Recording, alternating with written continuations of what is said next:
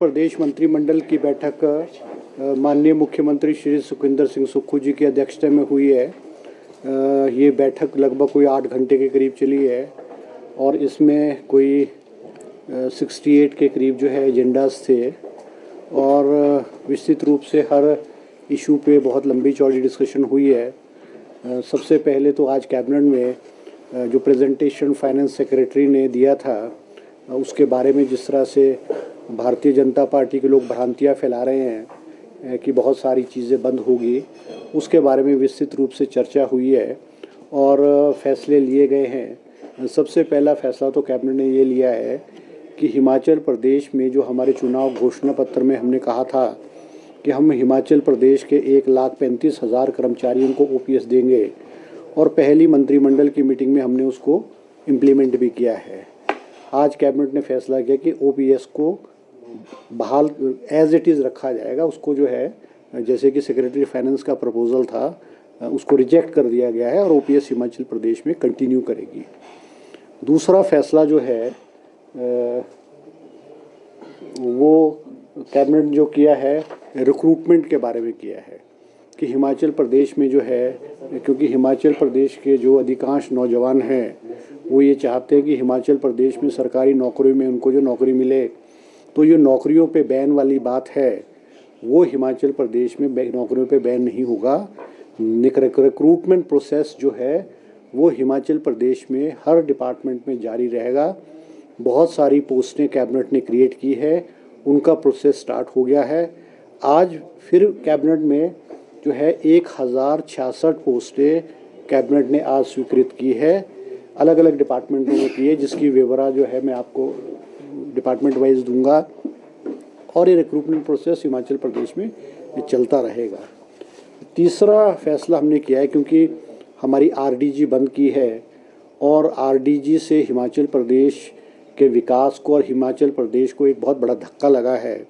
ये हिमाचल प्रदेश के साथ एक बहुत बड़ा अन्याय है क्योंकि जब हिमाचल प्रदेश बना था तो हिमाचल प्रदेश और जो पहाड़ी राज्य रहे चाहे नॉर्थ ईस्ट के हैं वो इकोनॉमिकली वायबल स्टेट्स नहीं हैं, वो आर्थिक रूप से अपने पैरों पे खड़े नहीं हो सकते हैं। इसीलिए जो पहला फाइनेंस कमीशन 1952 में बना था उसमें आरडीजी हमको मिलती थी और इस आज कैबिनेट ने फैसला किया है कि हम अपने रिसोर्सेज जो जनरेट करेंगे, वैसे भी पिछले 3 सालों में मुख्यमंत्री सुखविंदर सिंह सुक्खू जी ने जो है लगभग 3,500 करोड़ रुपए के जो रेवेन्यू जनरेट किया है अलग अलग स्रोतों से, अलग अलग डिपार्टमेंट्स में 3,500 करोड़ जो है एडिशनल रेवेन्यू को जनरेट किया गया है।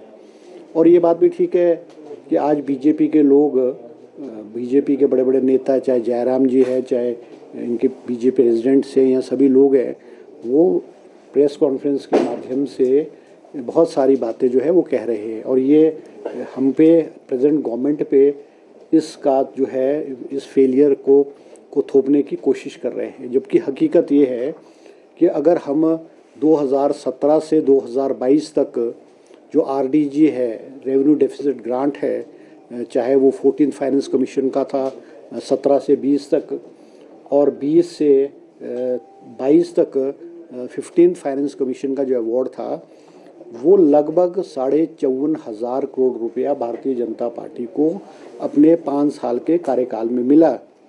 और जो रेवेन्यू जो हमारे को जो जीएसटी लगा, इन लिeu ऑफ जीएसटी जो शॉर्टफॉल होना था, जो प्रेडिक्शन थी कि जो रिकवरी जो ये जीएसटी से रेवेन्यू इंक्रीज़ होगा, it was expected 14%। Himachal Pradesh में 14% नहीं हुआ। इसके एवज़ में केंद्र सरकार ने हर स्टेट को जो शॉर्टफॉल था उसको कंपनसेट किया और इस सारे में 2017 से 2022 तक भारतीय जनता पार्टी को लगभग 17,500 करोड़ रुपया जो है वो जीएसटी कंपनसेशन के रूप में केंद्र सरकार से मिला। जो अपना रेवेन्यू है वो अलग है, मैं वो रेवेन्यू की बात कर रहा हूँ जो गवर्नमेंट ऑफ इंडिया ने जयराम जी और पूर्व में भारतीय जनता पार्टी की सरकार को दिया, जिसमें से आप ये लगा सकते हैं अगर हम इन टोटल दोनों हेड्स को जोड़े तो 71,000 करोड़ रुपया जो है वो आरडीजी और जीएसटी कंपनसेशन के रूप में केंद्र सरकार से मिला। इसके अलावा स्टेट रेवेन्यू और जो आपदा राहत और अदर हेड्स है वो अलग है। अगर हम इसका कंपैरिजन हमारी प्रेजेंट गवर्नमेंट से करें तो हमारी प्रेजेंट गवर्नमेंट को, क्योंकि जो जीएसटी कंपनसेशन है जुलाई 2022 में गवर्नमेंट ऑफ इंडिया ने बंद कर दिया। 23, 24, 25 में जीएसटी कंपनसेशन स्टेट गवर्नमेंट को नहीं मिला। इसके अलावा हमको जो आरडीजी मिली वो हमें 8,000 करोड़ 23 में मिली, 6200 करोड़ 24 में मिली और 25 में हमको 3200 करोड़ रुपए मिली। ये सारे का सारा अगर आंकड़ा जोड़ दिया जाए तो सारे का आंकड़ा जो है ये सिर्फ 17,000 करोड़ बनता है। भारतीय जनता पार्टी को 71,000 करोड़ रुपया गवर्नमेंट ऑफ इंडिया से 5 साल में मिला और हमको 3 साल में कितना मिला? 17,000 करोड़ रुपया सिर्फ। मतलब it is 1/3 of what Bharatiya Janata party got in 5 years. उसके बावजूद भी हिमाचल प्रदेश की जो विकास की गति है वो हिमाचल मुख्यमंत्री सुखविंदर सिंह सुक्खू जी ने रुकने नहीं दी है। बेसिस रही है, वित्तीय हमारे को संकट रहा है, उसके बावजूद भी हिमाचल प्रदेश में 23 में आपदा आई, 2025 में आपदा आई। बहुत सारा हिमाचल प्रदेश को 2023 में 10,000 करोड़ का नुकसान हुआ, 2025 में 5,000 करोड़ का नुकसान हुआ और गवर्नमेंट्स ऑफ इंडिया से जो हमें पैसा मिलना चाहिए था आपदा राहत में वो हमको नहीं मिला। 2023 की जो नुकसान हुआ है उसमें 2,000 करोड़ रुपए के आंकलन किया, मगर गवर्नमेंट ऑफ इंडिया से अभी हमें सिर्फ 1,000 करोड़ रुपए मिला है। और माननीय प्रधानमंत्री नरेंद्र मोदी जी जब हिमाचल प्रदेश में कुछ समय पहले आए आपदा के बरसातों के बाद 1,500 करोड़ रुपए की घोषणा की। वो आज तक हम इंतज़ार कर रहे हैं हिमाचल के लोग मोदी जी की हमको जो घोषणा है 1,500 करोड़ रुपए की, उसके वो भी नहीं मिला है। तो विस्तृत रूप से आज कैबिनेट में इस सारे विषय पर जो है चर्चा की गई है।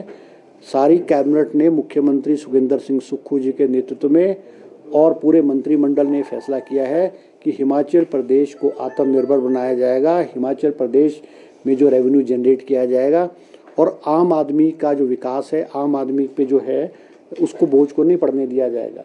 क्योंकि हिमाचल प्रदेश में बहुत सारे एम्प्लॉयज़ हैं, चाहे एम्प्लॉयज़ हैं चाहे पेंशनर्स हैं। और जब 2022 में हमारी सरकार बनी 10,000 करोड़ रुपए का जो सरकारी कर्मचारियों की देनदारी थी, जो पूर्व की भारतीय जनता पार्टी की सरकार और जयराम जी देने में विफल रहे, जो हमारा 6 पे कमीशन के अवार्ड था जिसको कि 1 जनवरी 2016 से लागू करना था, मगर 71,000 करोड़ रुपए केंद्र से होने के बावजूद भी भारतीय जनता पार्टी जो है ये देनदारी नहीं चुकाई। इन्होंने 75,000 करोड़ रुपए का लोन लिया। इन्होंने, जयराम जी भी गलत कहते हैं कि मैंने सिर्फ 18,000 करोड़ का लोन लिया। पूर्व में 2017 में जब सरकार बनी उस वक़्त हिमाचल प्रदेश पे 48,000 करोड़ रुपए का लोन था, मगर जब भारतीय जनता पार्टी और जयराम जी की सरकार ने 2022 में छोड़ा तो हिमाचल प्रदेश पे लगभग 76,000 करोड़ रुपए का लोन था। इन्होंने 5 साल में 28,000 करोड़ रुपए लोन लिया और 10,000 करोड़ रुपए की जो देनदारी है वो हमारी कांग्रेस की सरकार पे इन्होंने छोड़ी है। इसमें हमने जो है हमारी सरकार ने जो हमारे 70 साल की उम्र से ज़्यादा पेंशनर्स हैं उनका जो डीए है, जो ड्यूज़ थे वो 100% क्लियर हो गए हैं। और जो हमारे क्लास 4 के एम्प्लॉयज़ हैं, क्लास 4 एम्प्लॉयज़ हैं, उनका जो एरियर्स है वो 70% जो है हमारी सरकार ने जो है वो क्लियर किया गया है। तो ये आज कैबिनेट ने विस्तृत रूप से इस विषय पे जो है चर्चा की है और हिमाचल प्रदेश को आत्मनिर्भर बनाने का फैसला जो है लिया गया है। हम कैबिनेट में आज कहा कि भाई हिमाचल प्रदेश में विकास की गति नहीं रुकेगी, हिमाचल प्रदेश जो है विकास के राह में आगे बढ़ता रहेगा।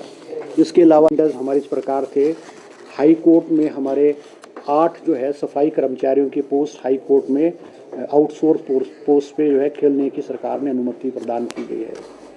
इसके अलावा जो हमारी जो फीमेल होमगार्ड में कांस्टेबल्स हैं, जवान लगती है, उनको मैटरनिटी लीव का प्रोविज़न नहीं था। कैबिनेट ने आज उनको 26 वीक्स का जो मैटरनिटी लीव देने का आज कैबिनेट ने उसको फैसला किया है। इसी तरह से हमारे drug testing laboratories Nurpur, Baddi और ऊना में खोलने का फैसला किया गया है। हर लैब में 12-12 पोस्टें क्रिएट की जाएंगी। इन टोटल 36 पोस्ट जो है इन ड्रग टेस्टिंग लेबोरेटरी में सरकार द्वारा खोली गई है। इसके अलावा हमारे जो राजस्व विभाग में आपदा प्रबंधन प्रकोष्ठ है, इसमें 3 पोस्टें जो है JOIT के खोलने का फैसला लिया गया है। इसी तरह से हमारे जो इंदिरा गांधी सुख शिक्षा योजना है, जिसमें हमारी जो विडोज़ हैं उनकी लड़कियों को जो प्रोफेशनल कोर्सेज करते हैं, चाहे इंजीनियरिंग है, चाहे मेडिकल है, चाहे नर्सेज है, उनको पहले हिमाचल प्रदेश में प्रोफेशनल कोर्सेज का सारा उनकी जो असिस्टेंस है, उनका जो फ़ीस थी वो हिमाचल सरकार देती थी। मगर स्टेट से बाहर अगर वो प्रोफेशनल कोर्स करते थे तो उसका प्रावधान नहीं किया गया है। आज कैबिनेट ने फैसला किया है कि हमारी जो विडोज़ हैं इस स्कीम के अंतर्गत इंडिया में कहीं भी वो प्रोफेशनल कोर्स करेंगी तो उसका जो फैसला, उसके जो पूरी फ़ीस है वो हिमाचल प्रदेश की जो सरकार देगी।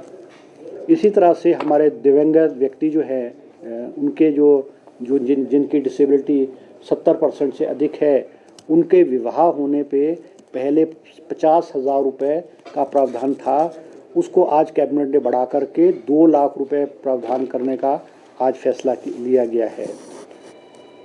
इसी तरह से हमारे जो ज़िला सिरमौर में हमारे PWD के डिविजन्स है, क्योंकि डिलिमिटेशन 2011 में हुआ, उसके बाद जो है डिविजन्स की बाउंड्रीज जो है एक दूसरे की कॉन्स्टिट्यूंसीज में थी, चाहे वो शिलाई है, पोंटा है, नाहन है, रेनका है।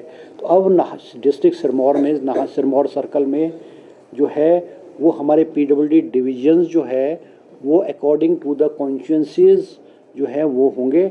आज कैबिनेट ने उसका जो फैसला लिया गया है। इसी तरह से हमारे जुब्बल नवार कोटखाई में वेटनरी हॉस्पिटल खोलने का भी जो है, वेटनरी हॉस्पिटल को सब अपग्रेड करके सब डिविजनल पशु चिकित्सालय खोलने का फैसला कैबिनेट ने लिया है। आज कैबिनेट ने 30 पोस्टें जो है रेडियोग्राफर की health and family welfare department में खोलने का फैसला भी लिया गया है।